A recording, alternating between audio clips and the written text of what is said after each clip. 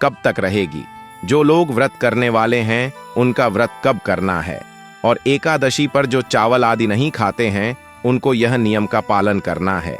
साथ ही आपको बताएंगे कि इस एकादशी का पूजन कैसे करना है, भगवान नारायण को किन किन वस्तुओं को अर्पित नहीं करना है, क्योंकि आज से श्री हरि नारायण विश्राम के लिए चले जाएंगे। क्या विधि रहेगी इसकी, उसका जो पारण है, पारण कब करना है, जाना आवश्यक इसीलिए क्योंकि भगवान श्री हरि आज ही योग निद्रा में चले जाएंगे रात्रि को।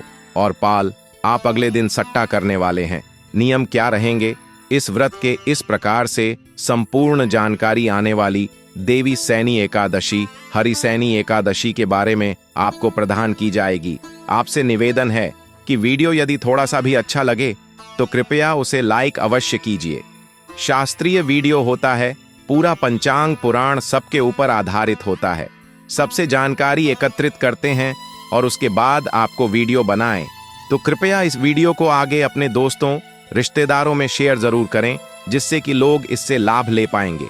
हरि की महिमा को जितना आप विस्तार देंगे, जितना आप उनका प्रचार करेंगे, उतना कल्याण हरि विष्णु आपका करेंगे। ऐसा कहा गया है पुराणों में, भगवान नारायण स्वयं कहते हैं कि मुझे सबसे प्रिय वही है जो मेरी सही सामग्री का, मेरे धर्म का, माताएं बहनों जितना हो सके यह वीडियो आप शेयर करें लोगों के साथ, जिससे कि लोग सही विधि को जान पाए, सही विधि से भगवान का पूजन कर पाए और पाप करने से बचें। जानते हैं इस बात को कि हम कितनी सही सटीक जानकारियां आपके यहां प्रदान करते। अपने व्रत की सफलता के लिए, भगवान श्री हरि का आशीर्वाद प्राप्त करने के लिए कमेंट बॉक्स में अवश्य लिखिएगा जय श्री हरि या ओम नमो भगवते वासुदेवाय। जितना लिखेंगे उतना प्राप्त करेंगे। यहाँ पर सभी व्रत और त्योहारों की सही शास्त्रीय जानकारी प्रदान करते हैं। हम पंचांग और ज्योतिष शास्त्र के आधार पर बताते हैं कि कौन सी तिथि कब है, व्रत आदि कब करना है, कौन सा त्योहार कब मानना है, क्या विधि क्या नियम होने चाहिए, क्या कथा और क्या महत्व में है। संपूर्ण जानकारी पुराण के आधार पर प्रदान की जाती है। तो यदि आप सभी व्रत और त्योहारों की सही शास्त्रीय जानकारी प्राप्त करते रहना चाहते हैं तो चैनल को भी सब्सक्राइब कीजिए, और सब्सक्राइब करने के बाद वहां पर एक बेल का निशान बना हुआ आएगा, घंटी का निशान बना हुआ आएगा, उसको अवश्य दबाइएगा, तभी आपको हमारे सारे वीडियो मिलेंगे, अन्यथा आपसे जानकारी छूट जाएगी। तो चैनल को सब्सक्राइब करें और बेल आइकन को प्रेस करें। आरंभ करते हैं आज की जानकारी और बात करते हैं सबसे महत्वपूर्ण एकादशी, जो कि आषाढ़ मास के शुक्ल पक्ष की एकादशी तिथि होती है। यह एकादशी वन-4 एकादशी यो एकादशी कही जाती है। निर्जला एकादशी, देवठनी एकादशी, उत्पन्ना एकादशी और देवशयनी एकादशी की 4 महत्वपूर्ण एकादशी है। देवसैनी एकादशी जो आने वाली है, इसके दिन किए जाने वाले दान पुण्य तो महत्वपूर्ण है, व्रत तो महत्वपूर्ण है, लेकिन एक बड़ी बात जो उसके साथ जुड़ी है कि इस दिन के बाद भगवान श्री हरि योग निद्रा में चले जाते हैं। क्षीर सागर में जाकर 4 महीने तक गहरी योग निद्रा में चले जाते हैं। शुरुआत हो जाती है चातुर्मास, वह समय होता है 4 महीने का दिन। 4 महीना में भगवान श्री हरि सृष्टि का संचालन नहीं करते हैं, वह योग निद्रा में होते हैं, शान की अवस्था में होते हैं। इसीलिए इन 4 महीना में बहुत से कम बंद कर दिए जाते हैं। शादी विवाह आदि जो कर्म है वह नहीं किए जाते हैं। क्या क्या कम नहीं किए जाते हैं, क्यों नहीं किए जाते हैं, इसके विषय में भी हम आपको वीडियो के आगे बताएंगे कि कौन कौन से वह कार्य हैं जो देवसैनी एकादशी पर बिल्कुल ही परिवर्जित होते हैं, जो कि बंद हो जाते हैं। चाहे वह धार्मिक कार्य हो या फिर हाथ धातु में किसी प्रकार का काम नहीं होता है। यह एकादशी 4 महीने तक कोई कार्य नहीं होता। 12 महीने में से ये जो 4 महीने हैं, ये 4 महीने धर्म कर्म के लिए बने हैं। इन 4 महीना में जितना धर्म करेंगे उतना कल्याण होगा, महत्वपूर्ण होती है। इस एकादशी पर दिन में भगवान श्री हरि का पूजन किया जाता है और रात्रि को देव सुलाई जाते हैं, जिसे देवसोनी एकादशी कहते हैं। देव सुलाने की जो प्रथम है, यह बहुत सारे प्रतिमें आज भी जारी है और मनाई जाती है। और प्रति रात्रि जब भी शिवरात्रि आती है, देव यानी कि उसे दिन देर सुनाए जाते हैं और देव उठनी पर देव उठाए जाते हैं। इसके विषय में भी हम आपको वीडियो प्रदान करेंगे कि कैसे आप देव उठनी पर देव उठाएंगे और कैसे जोड़े सैनी आ रही है। इस पर रात्रि को कैसे आपको देवों को सुलाना है, इसका वीडियो भी हम जल्दी है आपके लिए लेकर आने वाले हैं।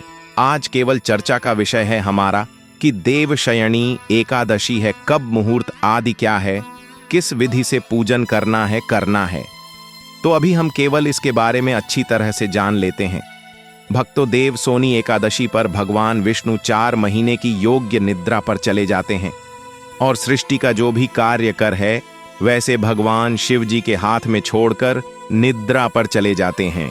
सूर्य कर्क राशि में आता है तो भगवान को सहन करते हैं, और जब वह सूर्य तुला राशि में आता है तब वह भगवान को जगाया जाता है। यदि कभी अधिक मास आ जाए तो भी यह काम इसी प्रकार से चलता है। आषाढ़ मास की शुक्ल पक्ष की जो एकादशी होती है, इसी दिन सूर्य कर्क राशि में प्रवेश करेगा, जो कि भगवान विष्णु को निद्रा के रूप में कार्य करेगा। तुला राशि में सूर्य का प्रवेश होगा तो भगवान को जागृत किया जाएगा। यह क्रम इसी प्रकार से चलता रहता है, चाहे अधिक मास हो चाहे सामान्य गणना की बात हो। जब चातुर्मास आरंभ होता है ना, तो चातुर्मास में कुछ नियम लिया जाते हैं। एक नियम होता है चातुर्मास व्रत का, कि कैसे चातुर्मास का व्रत रखना चाहिए, जो कि 4 महीने का व्रत चलता है। इसके अतिरिक्त भिन्न भिन्न दान के नियम दिए जाते हैं, जो 1 महीने के भी होते हैं, 2 महीने के भी होते हैं, और पूरे 4 महीने के लिए भी यह नियम धारण किए जाते हैं। इन दिनों में होता है ना, इन दिनों में इन धर्म कर्मों को करने का फल बहुत अधिक है। संक्षेप में यहाँ बताते हैं, विस्तार से हम आपको अलग से वीडियो में बताएंगे। जैसे कि एक कम आता है जो आप चातुर्मास में नियम दे सकते हैं, वह है प्रतिदिन मंदिर में झाड़ू देने का। जो मनुष्य प्रतिदिन मंदिर में झाड़ू देते हैं, जल से धोते हैं, या अगर कच्चा है तो गोबर से लेते हैं, मंदिरों में रंग करते हैं, और तथा उनका 7 जन्म तक ब्राह्मण की योनि मिलती है, अर्थात वह ब्राह्मण के रूप में उच्च चातुर्मास में भगवान को दूध नहीं, शहद और मिश्री आदि से स्नान करते हैं, ना भूमि दान देते हैं, स्वर्ण आधी रात में वैभवशाली होकर अंत में स्वर्ग में जाकर इंद्र सुख भोगते हैं। इंद्र का सुख होता है ना स्वर्ग में। वह व्यक्ति विष्णु भगवान की सोने की प्रतिमा बनाकर धूप में और पुष्प आदि से भगवान का पूजन करते हैं। वह इंद्रलोक में जाकर जो तुलसी से भगवान का पूजन करते हैं, या स्वर्ण की तुलसी ब्राह्मणों को दान देते हैं, अर्थात प्रतिदिन भगवान का पूजन करें तुलसी पत्ते से, या ब्राह्मण को सोने की तुलसी दान कर दें, फिर सोने के विमान में बैठकर परम गति को प्राप्त होते हैं। इस लाभ बहुत अधिक है। और जो मनुष्य भगवान को गोबर की धूप और दीप अर्पण करते हैं, उनको अनेक प्रकार की संपत्ति प्राप्त होती है। वह जन्म जन्म अंतर के लिए धनवान हो जाते हैं, जवान हो जाते हैं। ऐसे व्यक्ति पर जो मनुष्य इस चातुर्मास में पीपल के वृक्ष तथा भगवान विष्णु की परिक्रमा करते हैं और पूजा करते हैं, उनको विष्णु लोक की प्राप्ति होती है। इस प्रकार से अनेकों ऐसे कम है जो आपको इस चातुर्मास में कह गए हैं। गरीब 80 कम है, ऐसे करने योग्य है। उनमें से कोई एक कर्म अपना लीजिए। आप इनमें से कोई भी ऐसा नहीं है जिसमें कि आपको अधिक परिश्रम की आवश्यकता हो। बस नियम बना लीजिए, वह करो, रोज कीजिएगा, कल्याण हो। 4 महीने हैं ना, यह बहुत कल्याणकारी महीने हैं। इन 4 महीना में आप इतना खोलना अर्जित कर सकते हैं, सबकी आपके जीवन की जो दुख है वह समाप्त हो जाएंगे। आपका जीवन ही परिवर्तित हो जाएगा। अगले एक वीडियो में जो हम आपके लिए बना रहे हैं कि चतुर्मास में कौन कौन से नियम हैं जो आपको इस पवित्र देवशयनी एकादशी पर करना है। इसको करने के लिए आपको दशमी तिथि से ही नियमों का पालन आरंभ कर देना होता है, जैसा कि राजा मानधाता ने सतयुग में किया था। राजा मानधाता का वृतांत, जवाब की कथा सुनेंगे, इसकी महिमा को सुनेंगे। व्रत वाले दिन तो आपको उसके बारे में विस्तृत रूप से जानकारी आएगी, किस प्रकार से राजा मानधाता जो है वह अपनी प्रजा का पुत्र पालन करता था, और किस प्रकार से इस एकादशी के चमत्कारी परिणाम से ही उसके दुखों का अंत हुआ था। तो इस एकादशी का व्रत आप जब करें, उसके एक दिन पहले ही आपको कुछ नियमों का पालन करना आरंभ कर देना चाहिए। उसमें से प्रमुख है, जैसे कि काशी के पत्र का प्रयोग वर्जित है। इस एकादशी के पहले दिन से ही आपको कहां से का पत्र त्याग देना है। ना तो स्वयं आपको उसका उपयोग करना है, ना ही पूजा में आपको कहां से के पत्र का उपयोग करना है, बनाना है, और ना ही भगवान को कुछ अर्पित करना है। दूसरा, आपको दशमी तिथि से ही शहर का परित्याग कर देना है। यह तक कि जो आप एकादशी को भगवान का पूजन करते हैं, सबसे पहले आपको व्रत का संकल्प करना। बिना संकल्प के आपकी पूजा का कोई महत्व नहीं होता है। इसलिए हर चीज के लिए संकल्प का लेना बहुत ही शुभ होता है। बिना संकल्प के पूजा अधूरी मानी जाती है। आपको व्रत पूजन का संकल्प आवश्यक रूप से करना है। विधि बताते हैं कि संकल्प कैसे करना है। जब अपने भगवान की स्थापना कर दी है, स्थापना कर लेने के बाद धूप दीप जलाने के बाद अपने आप को तिलक और मौलिक आदि बढ़ने के बाद आपने व्रत का संकल्प करना है। संकल्प करने के लिए अपने सीधे हाथ पैर जल लीजिएगा। 1 का सिक्का दक्षिण के रूप में काम से कम रखिएगा और 3 बार बोलेगा, ओम श्री विष्णु, ओम श्री विष्णु। श्री विष्णु अपना नाम, अपना गोत्र, जिस स्थान पर बैठकर संकल्प कर रहे हैं वहां का मकान, नंबर, क्षेत्र का नाम, शहर का नाम, आषाढ़ माह से शुक्ला पक्षिणी एकादशी श्री हरि विष्णु व्रत में संकल्पम संकरी श्री विष्णु शरण शरण प्रगति शंकर भगवान के चरणों में अर्पित कर दीजिएगा। पंचामृत से स्नान करते हैं ना, तो वह जो पंचामृत आम बनाते हैं उसे पंचामृत में भी शहर का प्रयोग नहीं करना चाहिए। इन 3 दिनों में शहर वर्जित है।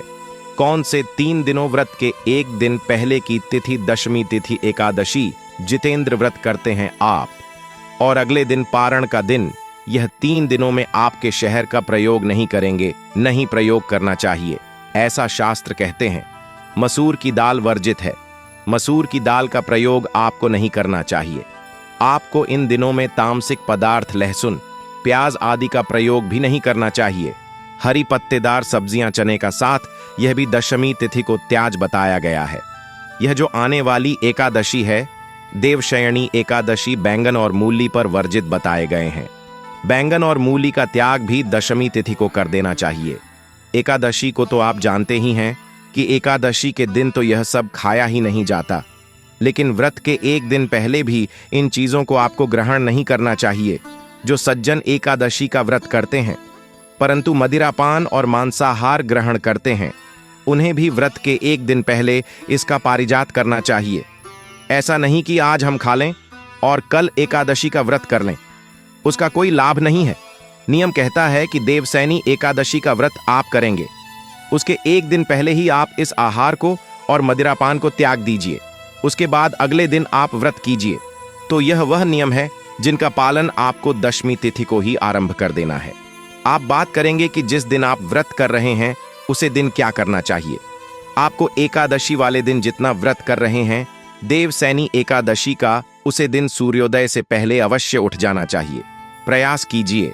यदि ब्रह्म मुहूर्त में उठ पाए तो ब्रह्म मुहूर्त में, अगर ना उठ पाए तो आप शुरू से सूर्योदय से पहले उठ जाएं।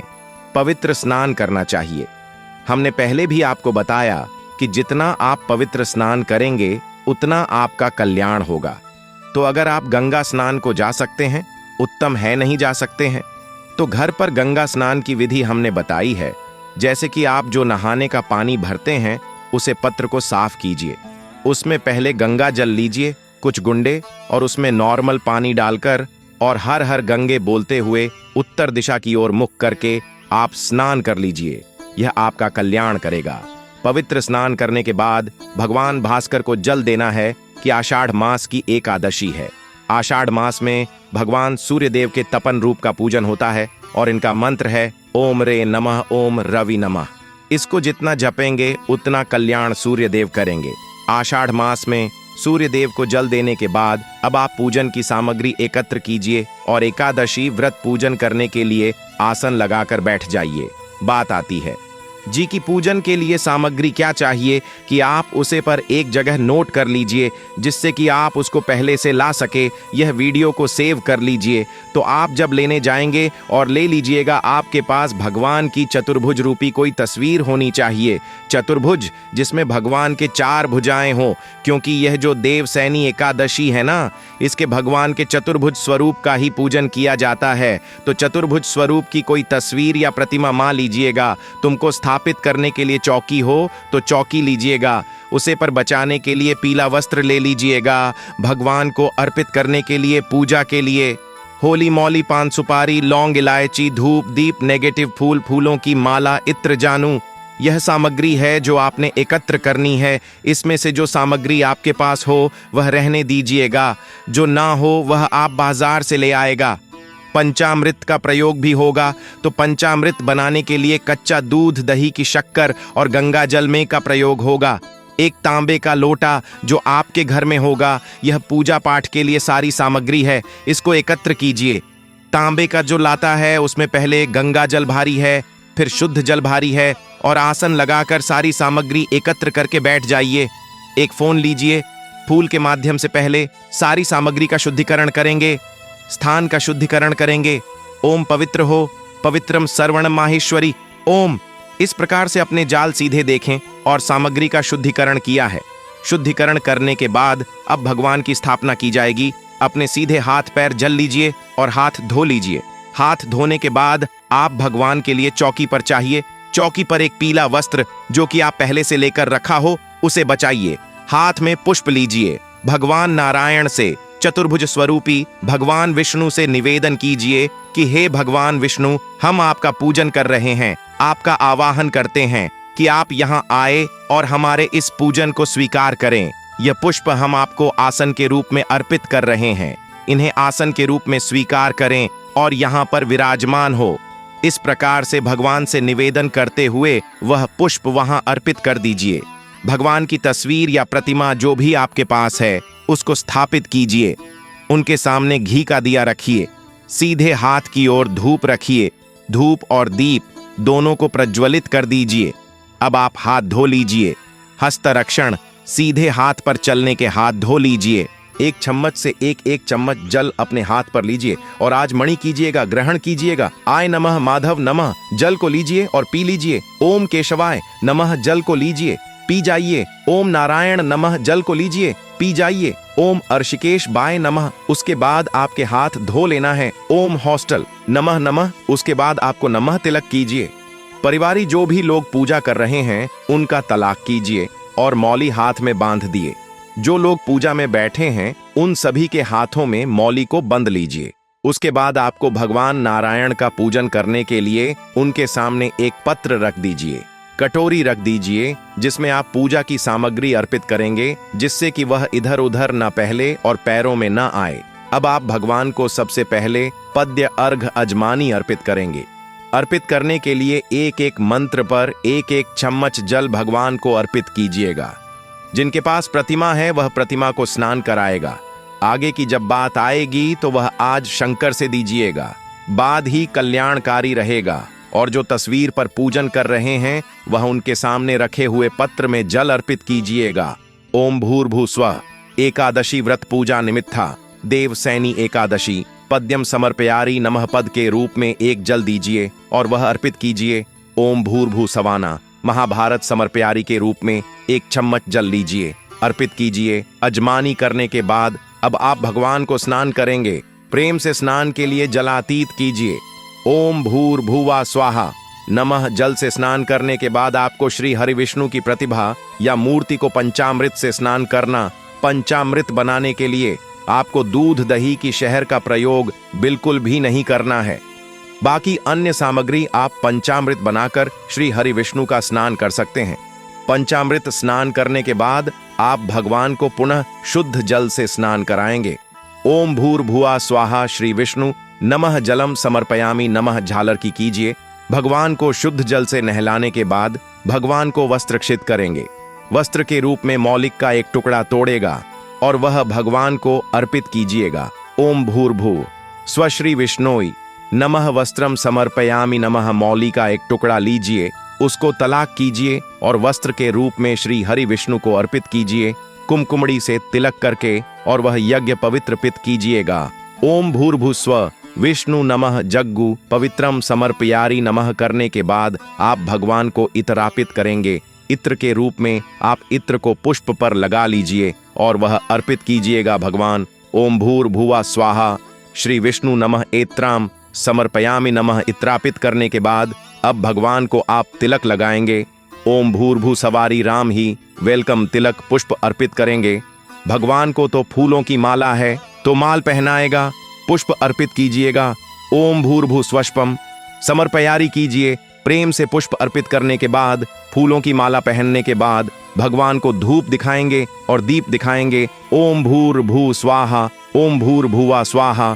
दीपम दर्शन दिखाइए। धूप दीप दिखाने के बाद भगवान को नए नाद अर्पित करेंगे। नैवेद्य क्या होता है? मिठाई हो तो मिठाई अर्पित कीजिएगा, फल हो तो फल चढ़ाएगा, अन्यथा मिश्री यहाँ पर पिट कर दीजिएगा। ओम भूर्भुव स्ववे नमः अर्पित करने के बाद अब भगवान को आप आसमानी कराएंगे। जलाश्मणि ओम भूर्भुव स्वाम समर व्यायाम ही भगवान को तंबू अर्पित किया जाएगा। इसके बाद तांबूल के लिए पान का पत्ता लीजिए, उसमें 2 लौंग, 2 इलायची और सुपारी रखिए। ओम भूर्भुवा स्वतम पोलम समर्पयारी परम शुभ लक्षण अर्पित करना चाहते हैं, भगवान के लिए वहां दक्षिण हाथ में दीजिए और चढ़ाई भगवान को ओम भूर्भुवा स्वाहा एवं समर्भयम करने के बाद अब भगवान को हाथ जोड़कर नमस्कार कीजिए और देवशैणी एकादशी की कथा का श्रवण कीजिए। व्रत कथा भी अपने सुनाई है, दोनों ही कथाएं आपको हमारे चैनल पर सुनाई जाएंगे। साथ में विष्णु सहस्त्र नाम अवश्य श्रवण करना है। तो यह सुनने के बाद आप आरती करेंगे भगवान की, पर आरती करके नियम के अनुसार आप दिन का व्यतीत करें। उसके बाद आप जो विधि बताई है उस पूजन कीजिए। नियमों में ब्रह्मचर्य का धरना 10 तारीख को करेंगे और द्वादशी को पारण के बाद तक रहेगा। पारण तक आपको ब्रह्मचर्य का पालन करना है। किसी के साथ देश की भावना नहीं, किसी का अहित नहीं, किसी का बुरा नहीं करना, किसी को नुकसान नहीं पहुंचाना, धोखा नहीं देना, मन से शुद्ध रहना, तन से शुद्ध रहना, भगवान के चरणों में मन को लगाते हुए दिन को व्यतीत करना। साइन कल को कीर्तन करना, कीर्तन में ना जा सकूं तो शाम के समय आप विष्णु सहस्त्र नाम सुन लो, कथा सुन लो।